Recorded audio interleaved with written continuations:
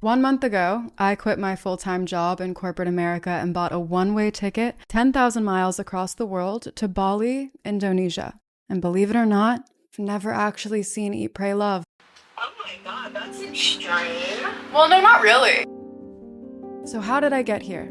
2 planes, 23 hours, and choosing to walk on the road less traveled.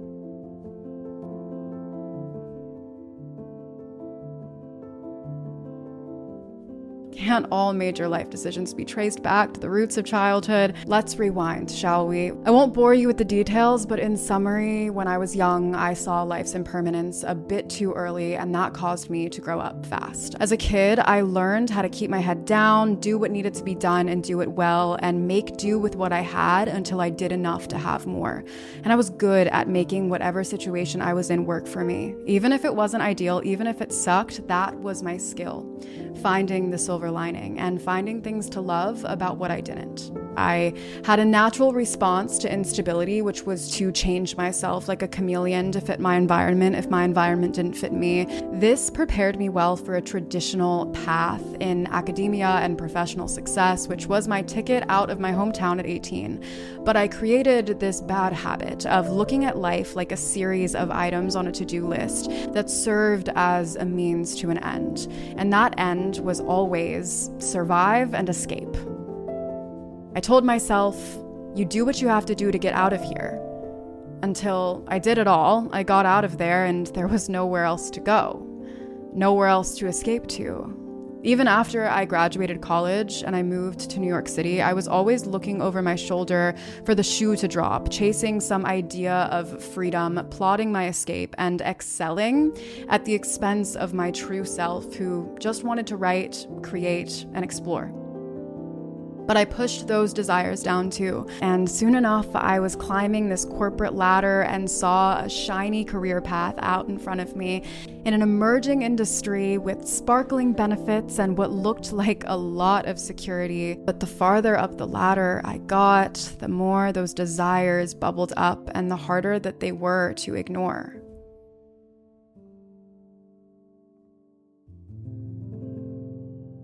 One day, I woke up to go to work and I felt this deep existential emptiness in my heart. It felt immobilizing. I was so good at doing what I didn't want to do that I never really made space for what I did, and it was catching up to me. I lived in the heart of hustle, spinning my wheels to stay afloat in the rat race of New York City. I knew that this traditional 9-to-5 hustle path wasn't meant for me, but all of the things I thought I had to do felt so much more real than that truth. I couldn't really face it.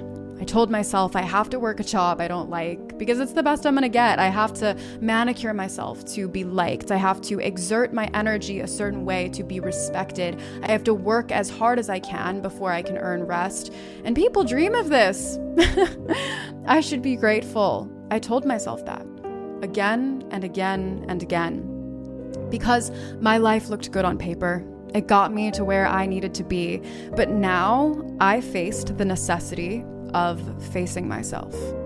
It didn't matter if I was scared to be seen anymore. I needed to create. And so I used my dichotomous dilemma of being confused about my life path and wanting to create, but having to support myself, and created a podcast about normalizing confusion, about embracing uncertainty, and about falling in love with the ever-changing process of figuring shit out. Yep, that's me. Always finding the silver lining. And that it was. After burning out, it gave me my spark back. It kept my spirit afloat. It grounded me back into myself. I created Figuring Shit Out because I needed a motto for getting through this coming of age chaos, and I never thought it would be listened to by more than maybe 100 people. It was for me, but I began speaking on TikTok and gained 100,000 followers in 3 months, and my podcast grew to the top 5% of podcasts within 6 months of being live. I was writing almost every day, but it wasn't totally without strife. For about a year, I probably worked every day for more than 10 hours. Ask my friends. They never saw me, and I heard all about it. But it was my fuel. And soon, this shiny career that I put on a pedestal at one point just became the means to an end to do what I loved.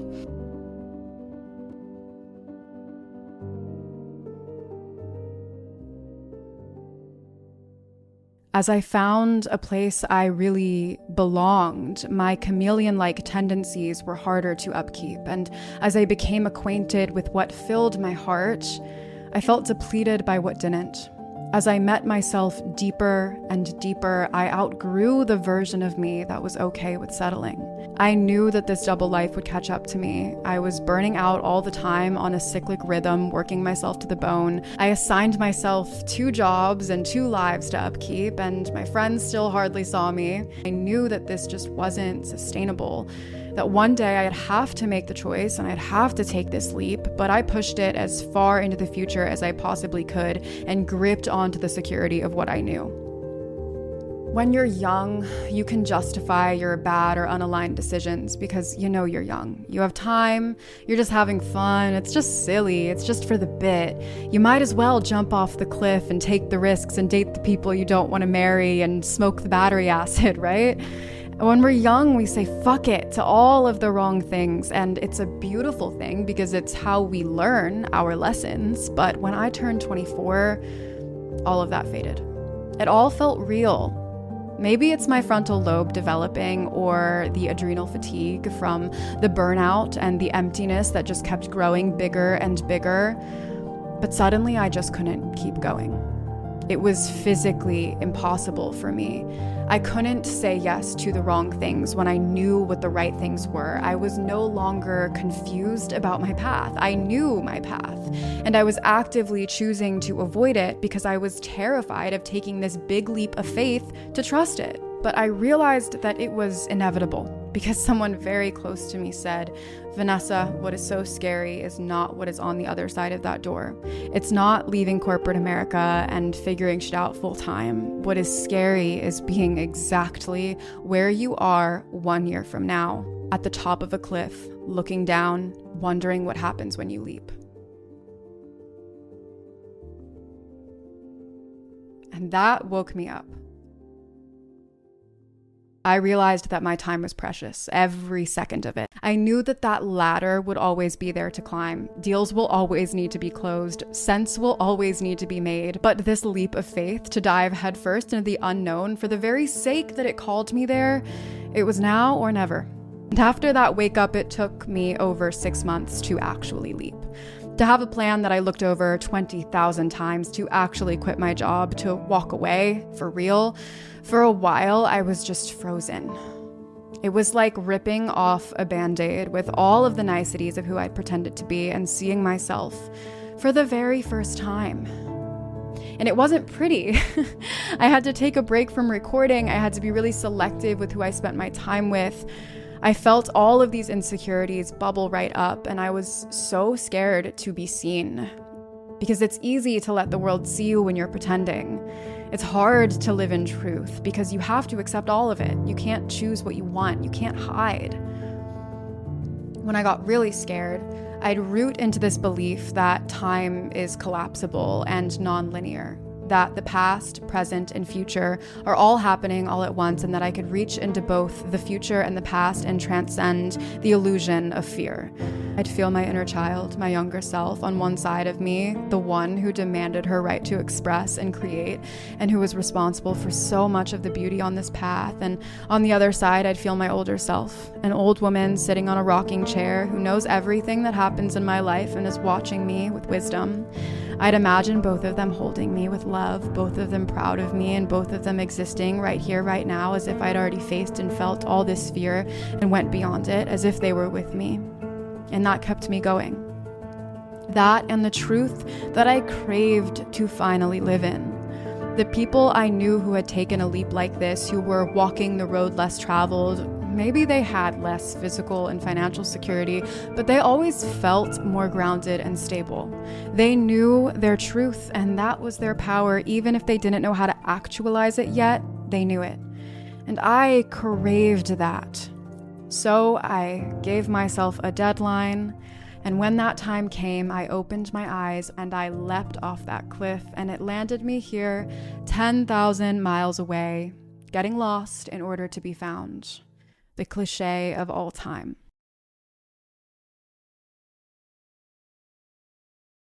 I know that I'm not alone in all that I felt in leading up to this. climbing uphill to this idea of success or this idea of a life you thought would make sense for you, only to find that you left yourself behind on the way there. I've found so many others who also crave the freedom to live in their truth. There is this sentiment among many of us. We are exhausted, we're tired, we crave community and connection and the freedom to create without burden. It feels like there's this cohort of people who refuse to continue upholding what is crushing them. There seems to be this pervasive bleakness in the traditional path and a longing for something else. And I'm not necessarily saying F corporate America, F capitalism, or, any one thing is responsible for this, but there is certainly a growing desire amongst people for a sense of purpose that they're not finding. And the more that I embraced leading a creative life, the more I found people aspiring to live it, and the more I inspired other people to live it.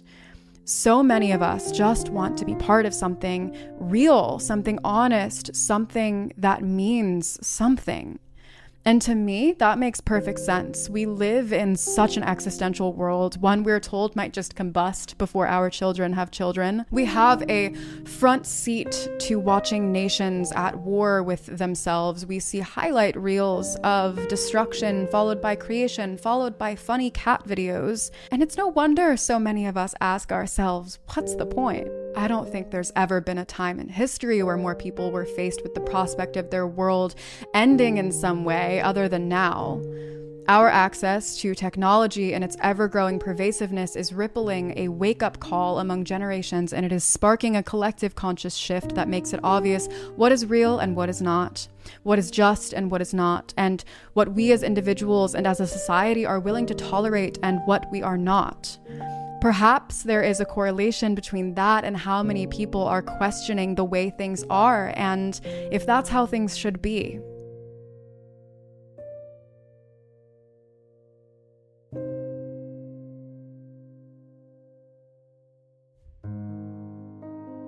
And so I've always had this metaphorical bag packed in my closet, ready to pick it up and go at any moment and just explore. And I finally found myself with that backpack at the farthest geographical point that I could find.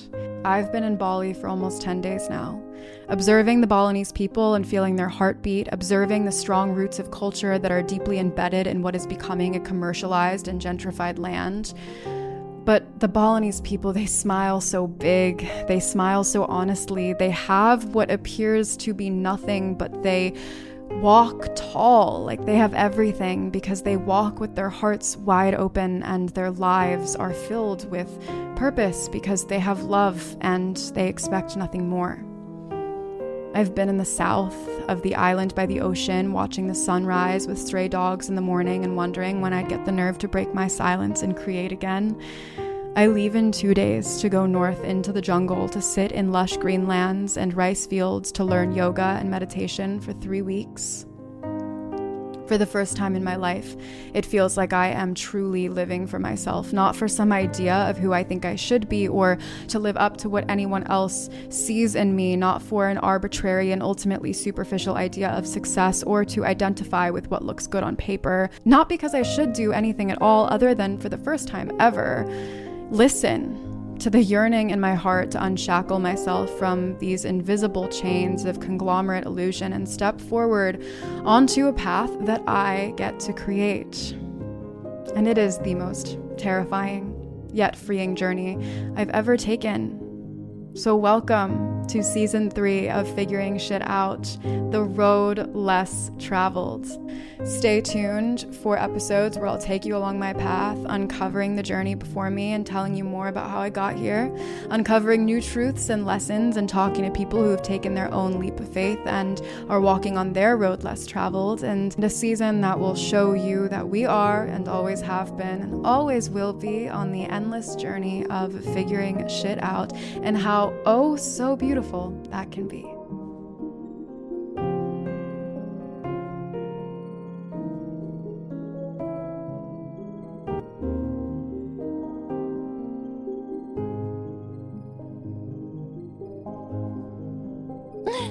We're back. My life is performance art at this point.